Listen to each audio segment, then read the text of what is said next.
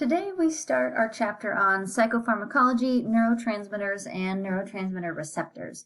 So we've kind of had a little bit of a big picture already, but what I want us to think about today, and especially in this video, talking about the psychopharmacology, is looking back at our drawing that we had seen from before, where we have an action potential comes down here, opens the voltage-gated calcium channels.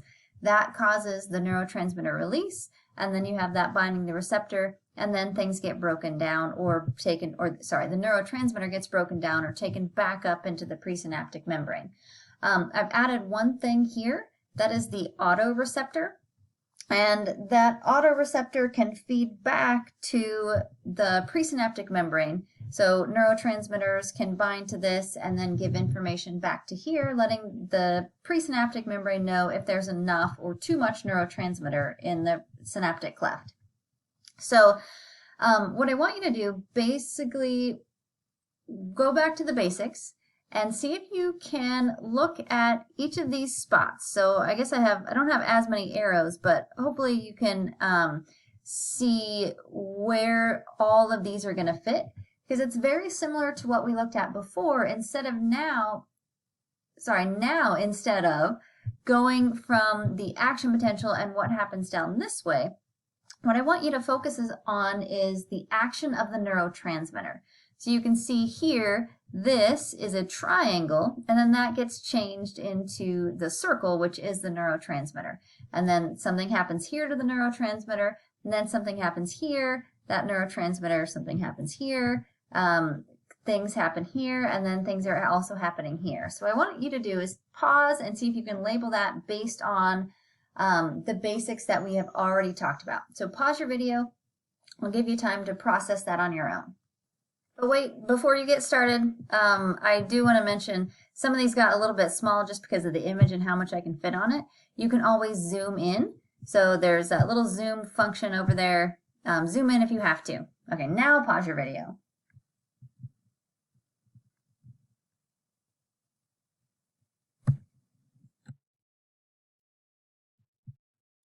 If we have it zoomed in a little bit, I might have to go up and down just a smidge, but hopefully you'll recognize the whole thing within your own Jamboard.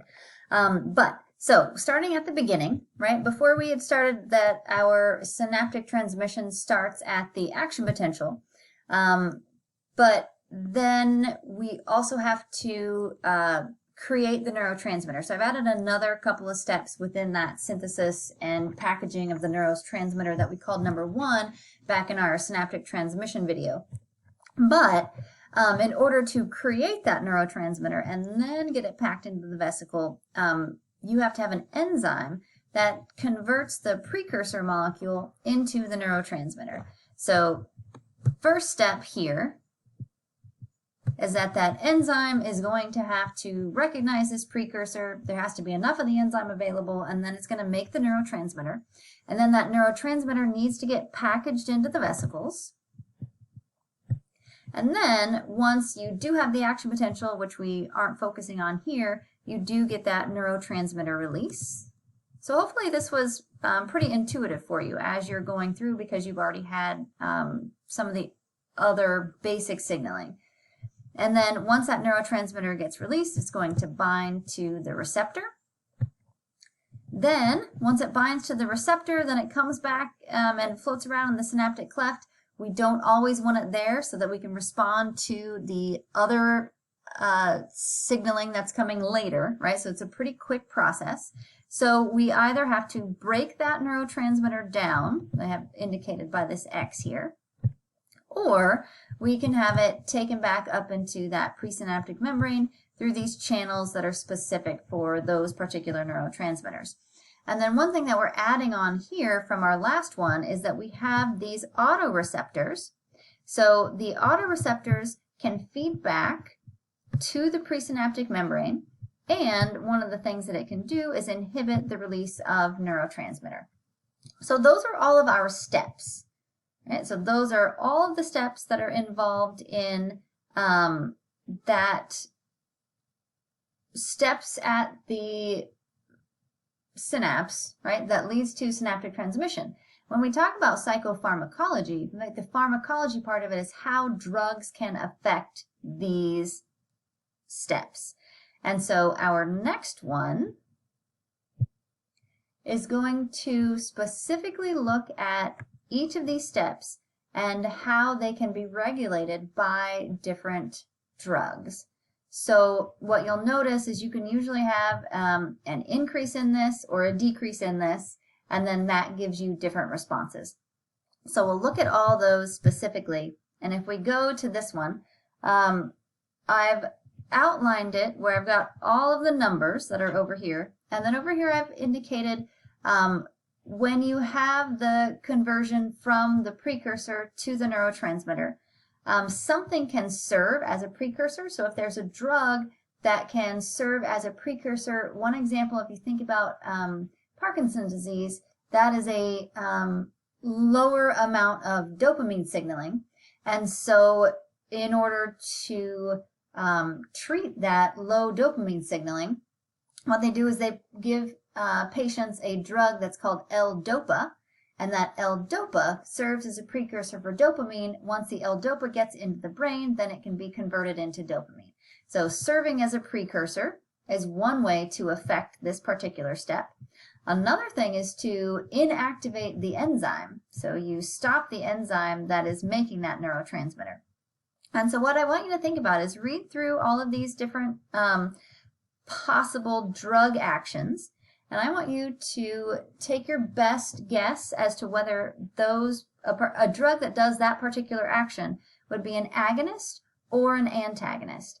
So an agonist is going to stimulate the response of a neurotransmitter. So it basically increases the regular response that that neurotransmitter would give. An antagonist inhibits or prevents the response of a particular neurotransmitter. So I have 11 different possibilities. So serves as a precursor or inactivates the enzyme, stimulates release or inhibits release of the neurotransmitter, stimulates binding of the neurotransmitter to the receptor or mimics it, or blocks the receptor from neurotransmitter binding to it. Another thing that can happen is it can something that can come in and stimulate the autoreceptor, or there's something that can come in and block the autoreceptor. Or there are drugs that can sit in the reuptake channel and block the reuptake of the neurotransmitter. There's also things that can inhibit the enzyme that's going to break down something. So those are all your possible drug actions. And now what I want you to do is pause and see if you can figure out and reason out which one of those are going to be agonist and which one of those are going to be antagonist. So pause your video. It might take a little bit. I don't know, I thought I was being nice here. Well, I gave you as many agonist stickies that you need and as many antagonist stickies as you need. So if you come in here and you're like, oh, I need another agonist, you don't, because there are 6 agonists and 5 antagonists in there. So pause and give it a try.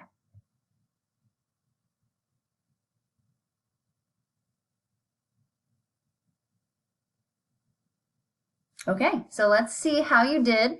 And there are a couple here that are a little bit trickier. The ones, the beginning ones are okay, right? You're going to stimulate it and you're going to inhibit it, and so it's clearly an agonist or an antagonist. But when you start getting over here, this is where it gets a little, it's a little more difficult, because it's kind of like a negative times a negative equals a positive.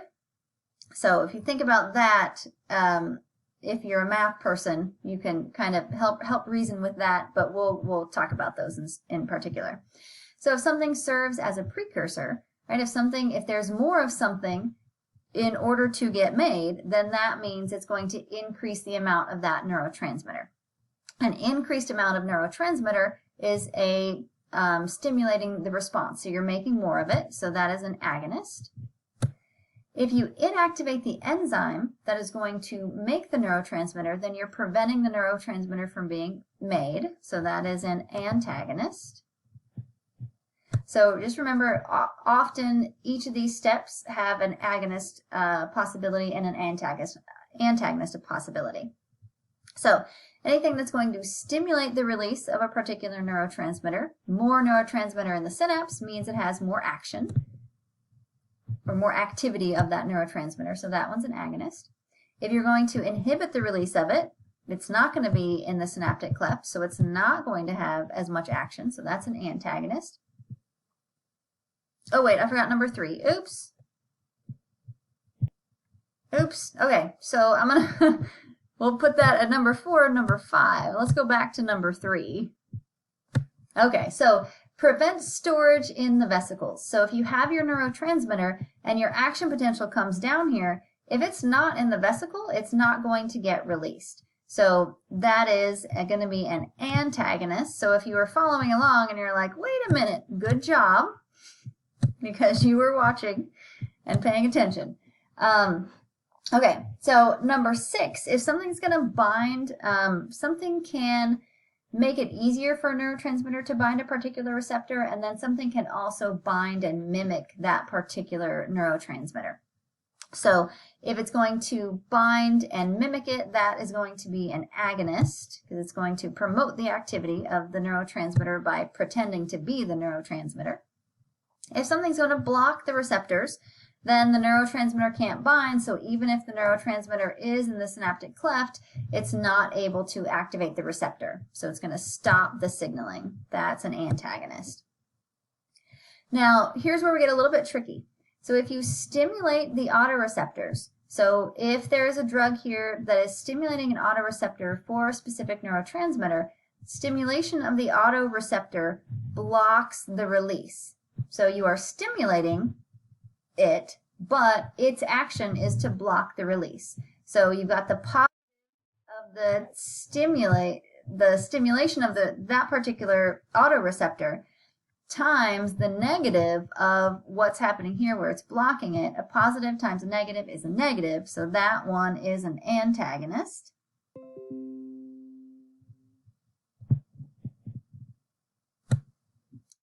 And then anything that's going to block the autoreceptors. So if you have something in here that is preventing the neurotransmitter from coming up here and binding to the autoreceptor, then it's not feeding back into the presynaptic membrane in order to say, hey, we have enough neurotransmitter. It's basically blocking it so this presynaptic membrane can ignore the signal that it needs to stop it. So that's the negative. You got the blocking the autoreceptors, and then it's blocking the prevention. So that's a negative times a negative, and that is a positive. So when it blocks the autoreceptors, it's an agonist. And then anything that's going to block the reuptake. So it basically just can block or close these reuptake channels. So the neurotransmitter can't get back in, which means the neurotransmitter is going to be more available in the synapse, and it's going to come and bind the receptors again. So that is an agonist.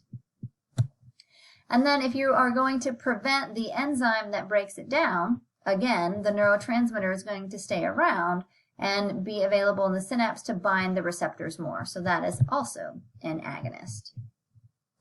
So hopefully you were able to get that. Again, practice again. It's really, I think of it as more of a logic puzzle. So if you're able to logic it out, if this is doing this, if you understand the basic signaling that's happening here, then if you know the action of a drug, then you're going to know whether it's an agonist or an antagonist.